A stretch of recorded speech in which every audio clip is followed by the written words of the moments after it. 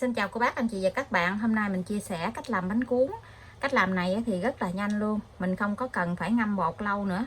Làm cấp tốc luôn á. Bánh nó rất là dai luôn. Mình cuốn có thịt bằm với lại nấm mèo. Cô bác anh chị và các bạn thấy thích thì cùng làm cho gia đình mình thưởng thức nha. Cách pha bột này cũng rất là dễ. Mình cho 140g bột gạo vô trong cái tô để mình dễ pha. 30g bột năng, 30g bột khoai tây, một tí xíu siêu muối, khoảng chừng 1/3 muỗng cà phê để cho cái bột bánh của mình nó đậm đà một chút. Trước tiên thì mình sẽ pha 300ml nước lạnh vô bột để cho bột nó tan ra hết đi, thì mình pha nước sôi vô.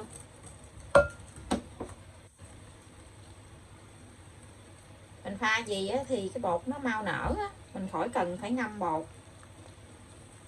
Còn nếu như cô bác pha nước lạnh thì mình ngâm bột có khoảng chừng 2 tiếng để cho bột nó nở. Mình trộn hết cái bột này nó đều rồi nè. Bây giờ thì mình sẽ lấy 300ml nước sôi. Nước này mình đun cho thật là sôi luôn nè. Mình thêm 300ml nữa. Vì cái lượng bột này là tổng cộng là 600ml nước á. Mình pha gì là mình tráng bánh luôn, cấp tốc luôn, không có cần phải ngâm. Ở đây mình có nấm mèo. Nấm mèo này mình đã ngâm nước cho nó nở ra rồi. Nếu như cô bác anh chị mình làm bột nhiều thì mình chuẩn bị nấm mèo nhiều nha. Cái bột nấm mèo này hồi lúc nãy mình đã ăn lỡ dở rồi, còn nửa bột mình ngâm hết luôn nè. Cho nên nó hơi nhiều chút xíu. Nó nở ra bự gì mình rửa cho thật là sạch nha. Nấm mèo này thì mình sẽ đi sắc hạt lựu, hoặc là mình để vào trong cái cối thịt á, mình quay vài vòng cái nó cũng nát ra thành nhỏ nhỏ luôn, mình khỏi mất công bằm. Ở đây mình cũng có thịt xay, đây thịt heo xay á. Thịt này mình mua thịt xay sẵn gì để làm cho nó nhanh chút. Nấm mèo này thì mình để vào trong cái cối xay gì nè. Cái cối này xay tiện lắm, để mình bấm vài vòng cái là nó nát nhuyễn ra rồi. Mình xay mình cảm thấy nó nhuyễn giống như là mình xắt hạt lựu vậy đó, nhỏ nhỏ vậy đó, khỏi mất công mình bầm.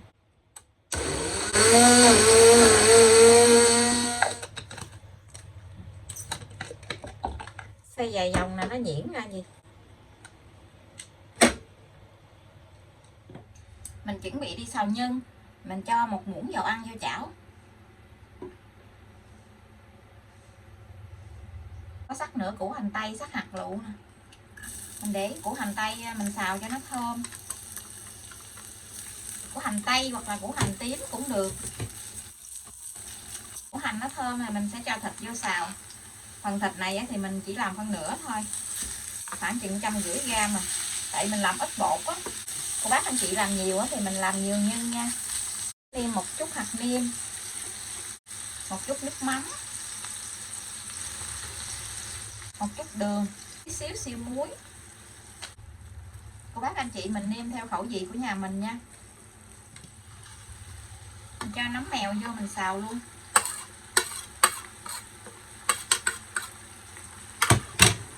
Mình xào cho thịt với nấm mèo này nó chín rồi nó khô cái phần gia vị trong này là được nha. Nấm mèo với thịt trong này nó đã chín rồi mình cho tiêu vô.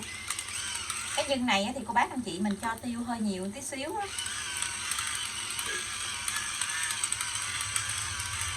Cho nhiều tiêu tí xíu nữa cái nhân của mình nó mới thơm.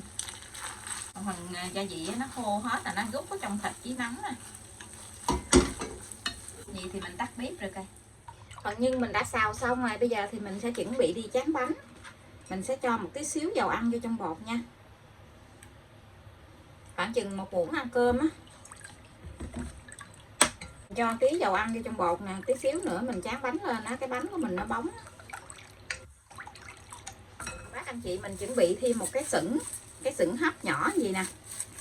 Mình lấy cái màng bọc thực phẩm á, mình bọc cái sửng này lại, thì mình cho dầu ăn lên trên cái sửng gì. Mình thoa đều dầu ăn lên trên cái sửng gì để tí nữa mình lấy bánh cho nó dễ. Mình làm gì nè, mình lấy bánh dễ dữ lắm. Mình sẽ dùng cái chảo chống dính để mình tráng bánh nha. Mình để cái chảo lên bếp và mình mở lửa cho cái chảo này nó nóng lên. 1 2 cái đầu tiên thì cô bác anh chị mình cho tí xíu dầu vô. Cái dầu này mình chắc ra, mình lao cho bớt cái dầu ở trong chảo gì. Và mình lấy bột để mình tráng thì cô bác anh chị mình lấy cái muỗng mình khuấy cho nó đều cái bột lại. Thì cái bột này mình để tí xíu rồi nó bị lóng xuống dưới cái đáy tô á. Lửa thì mình mở lửa nhỏ thôi, đừng mở lớn. Mình cho bột vô.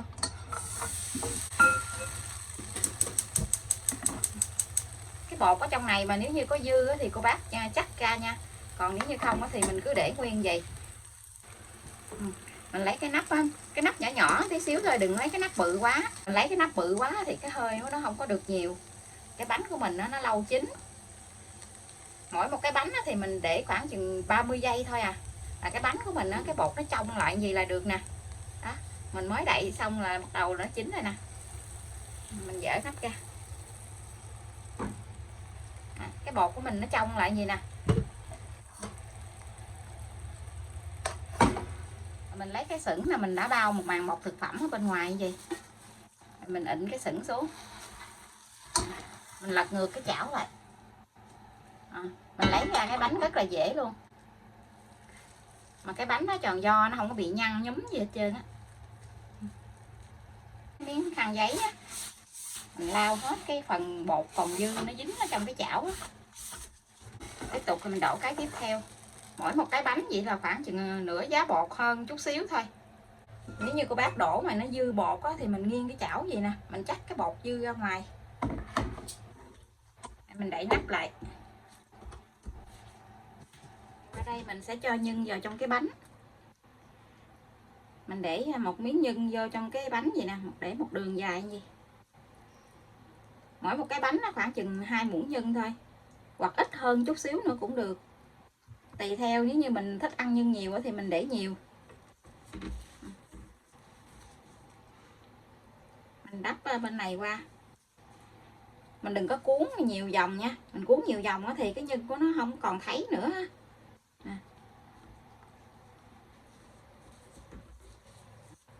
Cái bánh của mình, cái nhân nó có bên trong nhìn thấy đẹp ha. Cái bánh nó rất là dai luôn. Cái bánh nó dai vậy nè. Mình cho cái bánh ra mâm.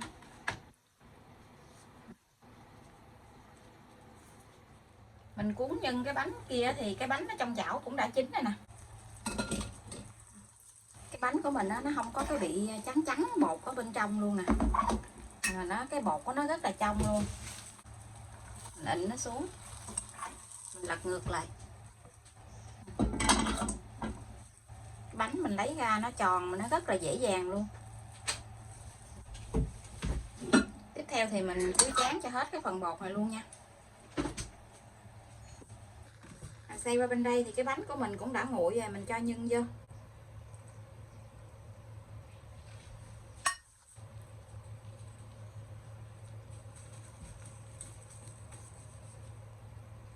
Cái bánh mình nó rất là dai luôn á.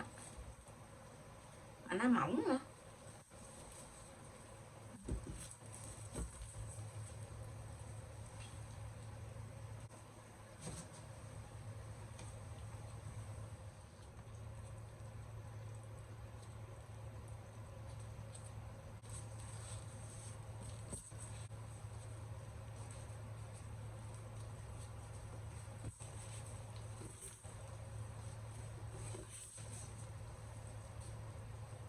Ở đây là phần bánh cuốn của mình đã tráng xong.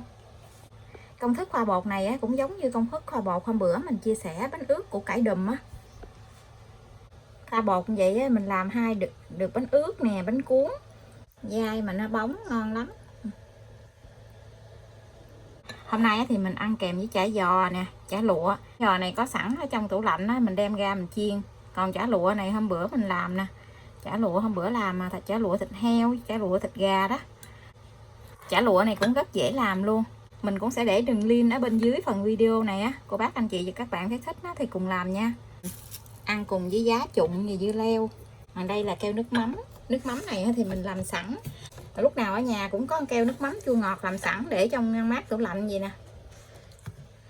Làm nước mắm chua ngọt này thì mình thấy ai cũng biết. cho nên không có chia sẻ. Cô bác anh chị và các bạn thấy thích thì cùng làm cho gia đình mình thưởng thức nha. Ở nhà mình thì ít người cho nên nó làm cũng ít à.